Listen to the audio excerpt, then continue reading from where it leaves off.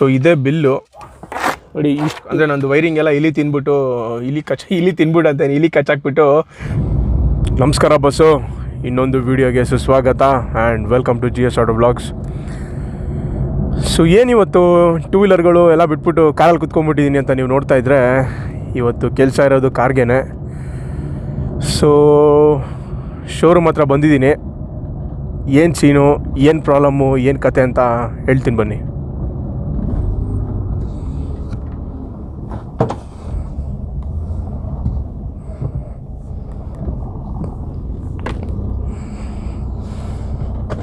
So ಎಲ್ಲದಕ್ಕಿಂತ ಮುಂಚೆ first ನನ್ನ ಕಾರ್ ಯಾವುದು ಅಂತ ನೋಡ್ಕೊಂಬಿಡಿ. ಯಾವುದು ತೋರಿಸಿಲ್ಲ, ಎಲ್ಲ ಟೂ ವೀಲರೇ ತೋರಿಸಿದ್ದೀನಿ. ಸೊ ಇದೇ ನನ್ನ ಕಾರು. ನೀಟಾಗಿ ವಾಶ್ ಮಾಡಿಲ್ಲ ಗುರು, ಹೆಂಗಿದೆ ಹಂಗೆ ತೊಗೊಂಬಂದಿದ್ದೀನಿ. ಸೊ ಸದ್ಯಕ್ಕೆ ನಮ್ಮ ಹತ್ರ ಕಾರು ಅಂತ ಇದ್ದರೆ ಅದೊಂದೇ. ಕಮ್ಮಿಂಗ್ ಡೇಸಲ್ಲಿ ನೋಡ್ತೀರಾ ಹೊಸ ಕಾರು ಯಾವುದು ಏನು ಅಂತ ಫ್ಯೂಚರಲ್ಲಿ.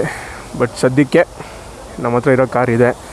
ಸೊ ಏನಕ್ಕೆ ತೊಗೊಂಬಂದಿದ್ದೀನಿ ಅಂತ ನೀವು ನನಗೆ ಕೇಳಿದ್ರೆ ಬನ್ನಿ ಸೀನ್ ಏನಂತ ತೋರಿಸ್ತೀನಿ. ಸೊ ನೋಡಿ, ಇಲ್ಲಿ ಕೂಲೆಂಟ್ ಎಷ್ಟೇ ಫಿಲ್ ಮಾಡಿದ್ರು ಕೂಡ ನನಗಿಲ್ಲಿ ಲೀಕಿಂಗ್ ಬರ್ತಾಯಿದೆ ನೋಡಿ, ಅಲ್ಲಿ ಲೀಕೇಜ್ ಪ್ರಾಬ್ಲಮ್ ಇದೆ. ಸೊ ಅದನ್ನು ಒಂದು ಸರಿ ತೋರಿಸಿ ಏನು ಅಂತ ನೋಡಬೇಕು. ನೋಡಿ ಅಲ್ಲೇನೋ ಲೀಕ್ ಆಗ್ತಾಯಿದೆ, ಅದು ಬೇರೆ AC ಇರಬೇಕು. ಅದನ್ನು ತೋರಿಸೋಣ ಅಂತಲೇ ಇವತ್ತು ಬಂದಿರೋದು. ಸೊ ಒಂದು ಗಾಡಿಗೆ, ಅದು ಈ ಸಮ್ಮರಲ್ಲಿ ಗಾಡಿ ಬೇಗ ಹೀಟ್ ಆಗ್ತಾ ಇರುತ್ತೆ. ಸೊ ಅದನ್ನು ಕೂಲ್ ಮಾಡೋಕ್ಕಂತ ಇರೋ ಸಿಸ್ಟಮೇ ನಿಮಗೆ ಕೂಲೆಂಟು. ಸೊ ಕೂಲೆಂಟೇ ಲೀಕ್ ಆಗಿಬಿಟ್ರೆ ಗಾಡಿ ಇಂಜಿನ್ ಓವರ್ ಹೀಟ್ ಆಗಿ ಸೀಸ್ ಆಗುವಂಥ ಚಾನ್ಸಸ್ ಇದೆ. ಸೊ ಆದ್ದರಿಂದ ರಿಸ್ಕ್ ಬೇಡ, ಮಿಸ್ಟೇಕ್ ಮಾಡೋದು ಬೇಡ, ಚಿಕ್ಕದಾಗಿರೋವಾಗಲೇ ತೋರಿಸ್ಬಿಡೋಣ ಅಂತ ತೊಗೊಂಬಂದಿದ್ದೀನಿ. ಸೊ ನೋಡೋಣ ಏನು ಹೇಳ್ತಾರೋ, ಏನು ಸೀನೋ. ಯಾರೋ ಸರ್ವಿಸ್ ಅಡ್ವೈಸರ್ ಬರ್ತಾರಂತೆ, ಅವ್ರ ಹತ್ರ ಮಾತಾಡಿ ಆಮೇಲೆ ಮುಂದಿನ ಕತೆ ನೋಡಬೇಕು. ಸರ್ ತೆಗ್ದಿದ್ದೀನಿ ಬಿಡಿ. ಸರ್ ಇದು ಕೂಲೆಂಟ್ ಫಿಲ್ ಮಾಡ್ತಾಯಿದ್ರು ಕೂಡ ಇಲ್ಲಿ ಲೀಕೇಜ್ ಥರ ಬರ್ತಾಯಿದೆ. ಯಾವಾಗಲೂ ಬರೋಲ್ಲ, ಎಲ್ಲೋ ಒಂದೊಂದು ಟೈಮ್ ಡ್ರಾಪ್ ಆಗುತ್ತೆ. ಒಂದು ಸ್ವಲ್ಪ ಹೀಟ್ ಆದಾಗ ಒಂದು ಸರಿ ಸ್ವಲ್ಪ ಕೈಗೆ ಸಿಗೋ ಥರನೇ ಲೀಕ್ ಇದೆ. ಅಲ್ಲಿ ಕೂಲೆಂಟ್ ಲೆವೆಲ್ ಒಂದು ಸ್ವಲ್ಪ ದಿವಸ ಕಮ್ಮಿ ಆಗ್ತಾನೆ ಇರುತ್ತೆ. ಇಲ್ಲ ಆ ಬ್ಲೂ ಇದಾಕಿದೆ ನೋಡಿ, ಅಲ್ಲಿ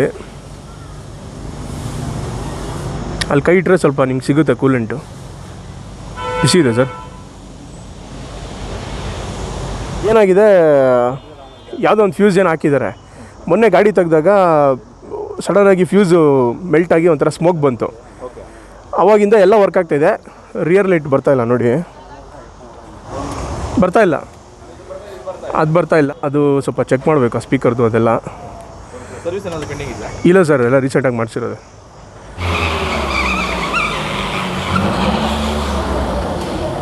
ಪರವಾಗಿಲ್ಲ, ಅದು ಬೇಗನೆ ತೊಗೊಂಬಂದಿದ್ದಾರೆ. ಮೋಸ್ಟ್ಲಿ ಚಿಕ್ಕ ಕೆಲಸ ಆಗಿರೋದ್ರಿಂದ ಈಗಲೇ ಚೆಕ್ ಮಾಡ್ಬೋದು. ನೋಡೋಣ ಏನು ಸೀನು, ಏನು ಕತೆ ಅಂತ.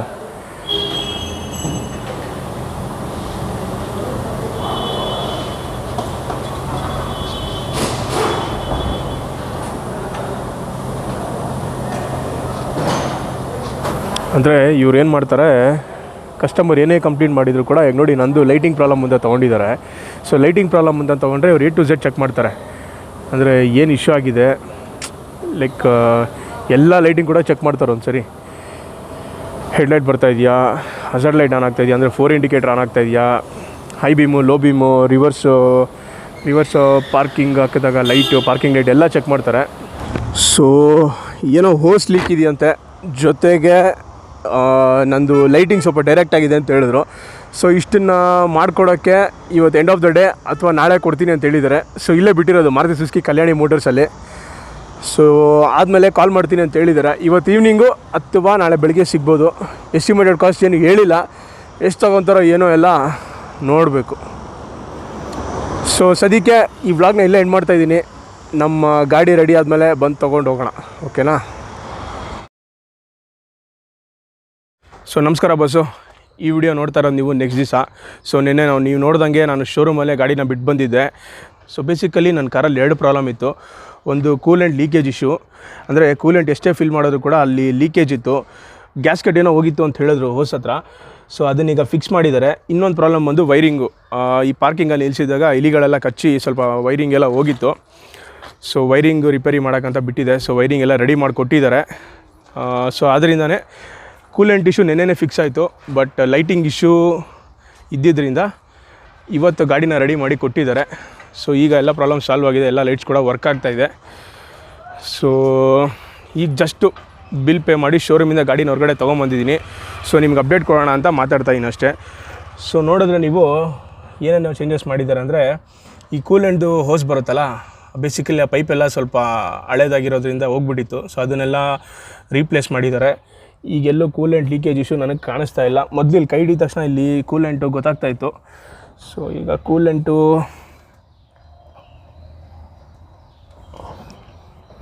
ಏನು ಲೀಕೇಜ್ ಇಲ್ಲ ಈಗ. ಆಮೇಲೆ ಇನ್ನೇನು ಪ್ರಾಬ್ಲಮ್ ಇಲ್ಲ, ಗಾಡಿಯೆಲ್ಲ ರೀಸೆಂಟಾಗಿ ಸರ್ವಿಸ್ ಆಗಿತ್ತು. ಸೊ ಅಷ್ಟು ಬಿಟ್ಟರೆ ಇನ್ನು ವೈರಿಂಗ್ ಪ್ರಾಬ್ಲಮ್ ಇತ್ತು. ಒಂದೊಂದು ಟೈಮ್ ಹೆಡ್ಲೈಟ್ ಬರ್ತಾಯಿತ್ತು, ರಿಯರ್ ಬ್ಯಾಕ್ ಲೈಟ್ ಬರ್ತಾಯಿದ್ದಿಲ್ಲ. ಸೊ ಈಗ ಅದನ್ನೆಲ್ಲ ಸಾಲ್ವ್ ಮಾಡಿದ್ದಾರೆ. ಈಗ ಗಾಡಿ ಅಪ್ ಟು ಡೇಟ್ ಆಗಿದೆ. ಸೊ ನಿನ್ನೆ ಬಿಟ್ಟಿದ್ದು, ಇವತ್ತು ನನಗೆ ಡೆಲಿವರಿ ಟೈಮ್ ಬಂದು ಎಕ್ಸಾಕ್ಟಾಗಿ 4 o'clock ಆಗಿರಬೇಕು. ಈಗ ಡೆಲಿವರಿ ಕೊಟ್ಟಿದ್ದಾರೆ. ವಾಷರ್ ಫ್ಲೂಯಿಡ್ ಹಾಕಿದ್ದಾರೆ, brake fluid up to date ಇದೆ. ಇಂಜಿನಲ್ಲಿ ಹೊಸದಾಗಿ ರಿಪ್ಲೇಸ್ ಮಾಡಿದ್ದು. ಏರ್ ಫಿಲ್ಟ್ರ್ ಹಾಕಿದ್ದಾರೆ, ಅಂದರೆ ಏರ್ ಫಿಲ್ಟ್ರ್ ನಾನೇ ಹೊಸದಾಗಿ ರಿಪ್ಲೇಸ್ ಮಾಡಿಸಿದ್ದೆ. ಬೆಲ್ಟ್ ಚೇಂಜ್ ಮಾಡಿದ್ದಾರೆ, ಜೊತೆಗೆ ಆಯಿಲ್ ಫಿಲ್ಟ್ರ್ ಇದೆ, ಬ್ಯಾಟ್ರಿ ಕೂಡ ರನ್ನಿಂಗ್ ಇದೆ. ಸೊ ಇಷ್ಟು ಬಿಟ್ಟರೆ ಇನ್ನೇನು ಗಾಡಿಯಲ್ಲಿ ಪ್ರಾಬ್ಲಮ್ ಇಲ್ಲ. ಸೊ ಇಷ್ಟನ್ನು ರೆಡಿ ಮಾಡೋಕ್ಕೆ ಬಿಲ್ ಏನು ತೊಗೊಂಡಿದ್ದಾರೆ ಅಂತ ನಾನು ನಿಮ್ಗೆ ತೋರಿಸ್ತೀನಿ ಬನ್ನಿ. ಸೊ ಇದೇ ಬಿಲ್ಲು. ಫಸ್ಟು ಏನು ಹಾಕಿದ್ದಾರೆ, ಜಾಬ್ ಕಾರ್ಡಲ್ಲಿ ಏನು ಮೆನ್ಷನ್ ಮಾಡಿದ್ದಾರೆ ಅಂದರೆ, ಕ್ಲ್ಯಾಂಪ್ ಬಂದು 20 rupees, ಕ್ಯಾಪ್ ವಾಟರ್ ಇನ್ಲೆಟು 55 ಅಂದ್ಕೊಳ್ಳಿ, gasket water inlet 57, hose water inlet 55, hose heater inlet with heater ಅಂತಾನೆ, hose heater inlet with heater 37 rupees, interior protection covers Arena ಅಂತ ಅದು 26. ಸೊ ಇಲ್ಲಿ ನೋಡಿದ್ರೆ ನೀವು ಪಾರ್ಟ್ಸ್ ಏನಾಗಿದೆ ರೇಟು, ಅದು ಬಂದು 335 rupees ಅಷ್ಟೇ ಆಗಿರೋದು. ಅಂದರೆ ಪಾರ್ಟ್ಸ್ ಬೇಸಿಕಲಿ ಇದೇನು ಕನ್ಸ್ಯೂಮ್ ಮಾಡಿಲ್ಲ. ಇಷ್ಟು ಪಾರ್ಟ್ಸು ಕೂಡ ನಿಮಗೆ 335 rupees ಅಷ್ಟೇ ಆಗಿದೆ. ಬಟ್ ಲೇಬರ್ ನೋಡಿ ನೀವು, ಯಾಕೆಂದರೆ ಸಿಕ್ಕಾಪಟ್ಟೆ ಕೆಲಸ ಹಿಡ್ದಿದೆ. ಪಾರ್ಟ್ಸ್ ಕಮ್ಮಿ, ಬಟ್ ಲೇಬರ್ ಸಿಕ್ಕಾಪಟ್ಟೆ ಹಿಡ್ದಿದೆ.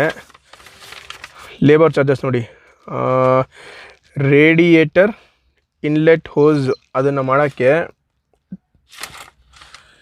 335 rupees ಇದೆ.